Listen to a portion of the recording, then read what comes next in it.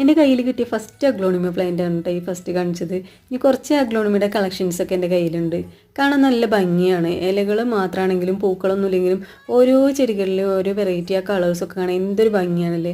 നമ്മൾ ചിത്രം വരച്ച് വെച്ചതുപോലെ പെയിൻറ്റ് ചെയ്ത് വെച്ചതുപോലെയൊക്കെ ഓരോ ചെടികളും കാണുമ്പോൾ എന്തൊരു രസമായിട്ടാണ്. അപ്പോൾ അതിന് വേറെ പ്ലാന്റ്സൊക്കെ നമുക്ക് എപ്പോഴും ഉണ്ടാവും. നിറയെ പ്ലാന്റ്സ് വരികയാണെങ്കിൽ അതൊക്കെ പറിച്ചിട്ട് ഒന്ന് റിപ്പോർട്ട് ചെയ്യണം കേട്ടോ. കുറച്ച് കഴിയുമ്പോഴൊക്കെ ഫുള്ള് തിങ്ങി നിറഞ്ഞാൽ മാത്രമേ ചെയ്യേണ്ടുള്ളൂ. ഇപ്പം ഞാനിതെല്ലാം റിപ്പോർട്ട് ചെയ്ത് വെച്ചതാണ്. അപ്പോൾ അതുകൊണ്ട് ഓരോ ചെടികളിലും ഓരോ പ്ലാന്റ്സൊക്കെ തന്നെ ഉണ്ടാവുള്ളൂ. ചിലതിൽ മാത്രമാണ് കുറച്ച് നിറഞ്ഞു വന്നിട്ടുള്ളൂ കേട്ടോ.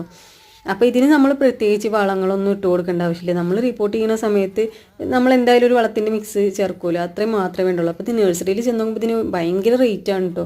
ഓരോന്നിനും ഓരോ റേറ്റാണ്. ഇതിൽ ഞാൻ കാണിക്കുന്നുണ്ട്. അപ്പോൾ ചിലതൊക്കെ അവിടെ നിന്ന് വാങ്ങി. പക്ഷേ 200 മുതലൊക്കെയാണ് സ്റ്റാർട്ടിങ് തുടങ്ങുന്നുള്ളൂ. 400 രൂപ 500 രൂപ ഒക്കെ റേറ്റ് ഉള്ളതുണ്ട് കേട്ടോ. ഇത് കണ്ട 400 രൂപയുടെ